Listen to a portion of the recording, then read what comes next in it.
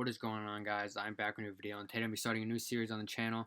It's breaking down the resale industry and making sure you guys can really, if you guys are really serious about joining this industry, I'm going to try everything I can to give you the knowledge you need in order to start either your business, your side hustle, if you want to quit your job and start doing it full time, if you want to do it as a part-time act when you're in school, if you need help paying the bills, just another quick thing you can get into, make a couple $100s here and there, and then maybe turn it into a career if that's what you're really looking for.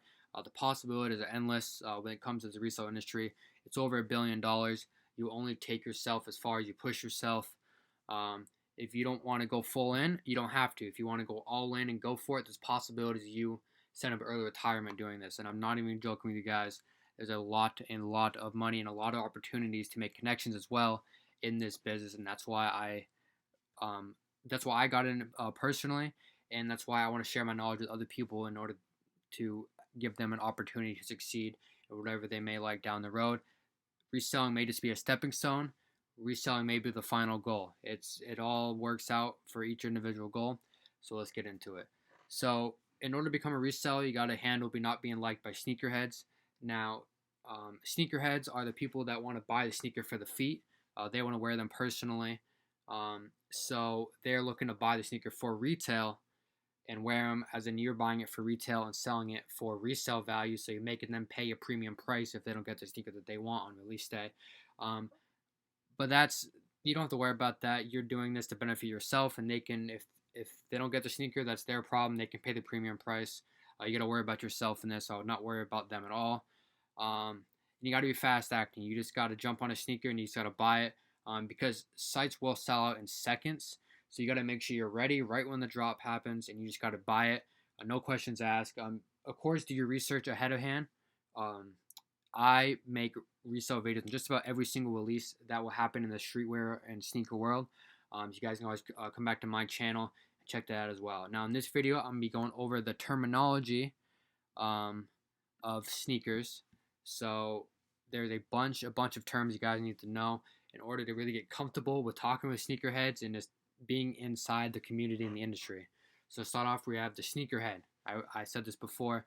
People put their sneakers on a pedestal. It's people that get mad they don't get a sneaker on release day, and people that really care about their sneakers.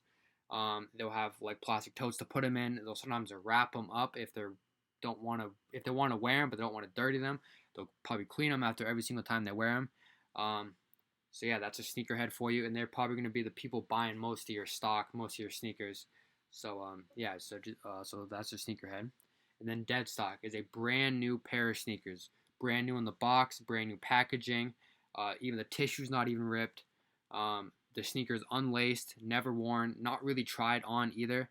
A sneaker could still pass as dead stock if it was tried on, but more times than not, if you wear a sneaker outside the store, it's gonna unds it, make it not dead stock, so not brand new, so you cannot sell it for a dead stock price.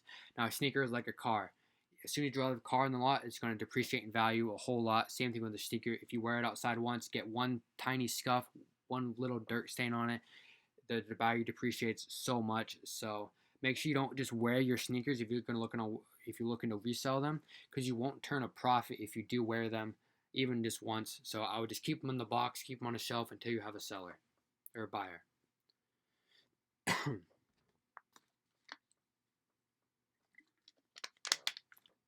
Now we got so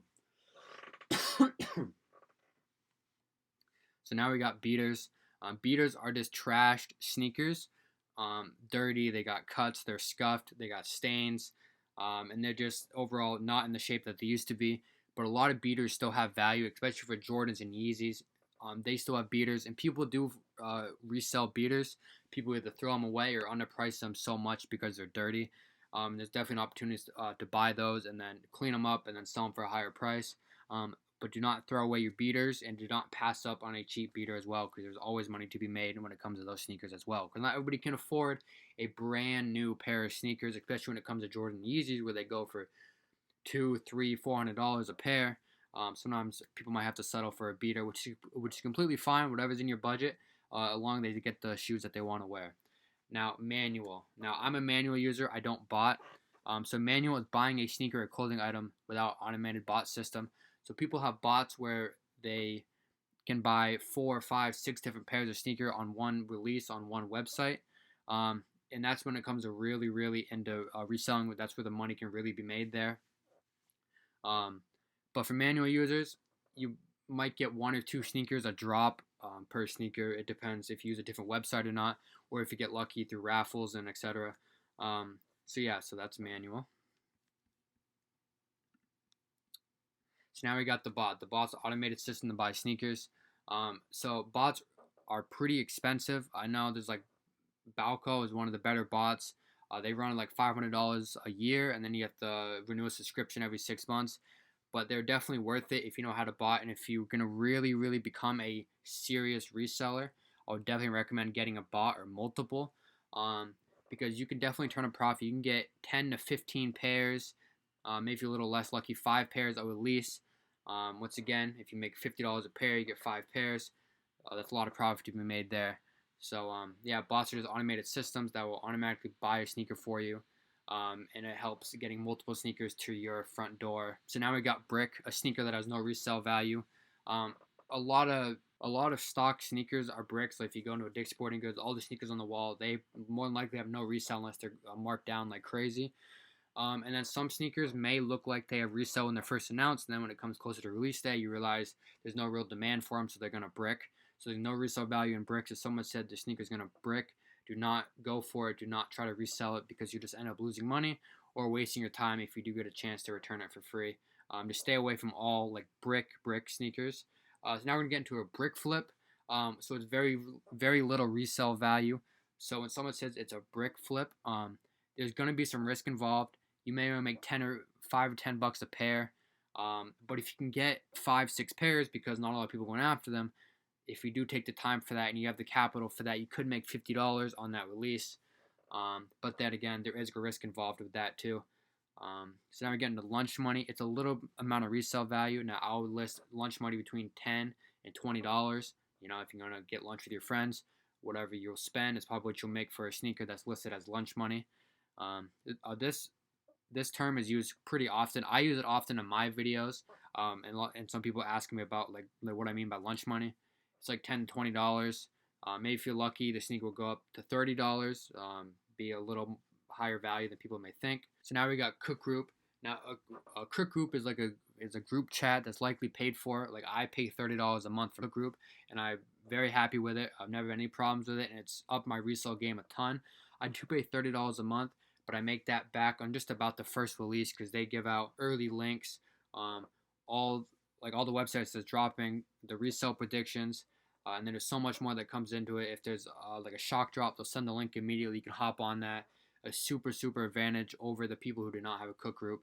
If you want to compete in this industry, you've got to have a Cook Group. So yeah, you can get all the information from the Cook Groups. I highly recommend you guys finding one and joining one. Maybe not join them right off. Maybe I'll try to do research on your own. Maybe get a few pairs of sneakers and see if the industry is really for you to join. And then I would go ahead and pay the money for the Cook Group. But yeah, super worth it. I'd highly recommend joining one. Now for the colorway. So as you can see over here to my right, this is the same sneaker, but 2 different colorways. Now, this is the New Balance 860, I believe. So the colorway, it's a different color variation of the sneaker. As you can see over here, these released early on this week. We have the New Balance 860, I believe, in the silver colorway and the black colorway. Now, these are about the same on the resale market. I believe the silver one goes for a little bit more than the black pair.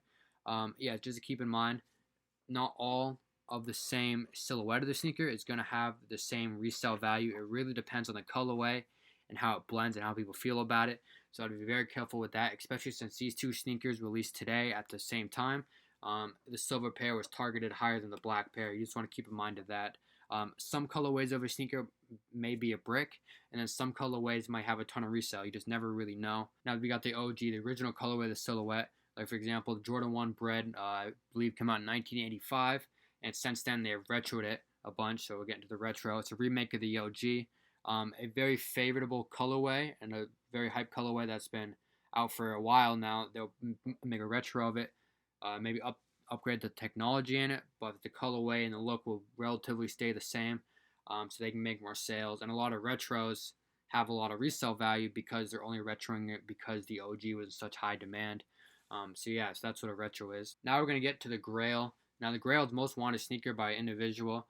A grail is more of an individual opinion. So someone's grail might be different than yours. And it doesn't always depend on the price. It just might depend on their price range and what sneaker is their grail and what one's their favorite. So someone says, "Yo, that's my grail," then that's like the most wanted sneaker in the collection. Or if they already have it, be like, "Yeah, this is my grail." It's like their most wanted and prized possession in their collection. You won't really need to be using that term a lot when it comes to resale. But if you have a sneaker and someone says that's my grail, then you better use that to your benefit and get the most that you can out of that sneaker. So for the final term, hype beast, don't be a hype beast. So hype beast basically will take an expensive item, and a lot of these sneakers you're reselling are going to be upwards of $200-$300. That's just like what it is. The industry, it's very expensive.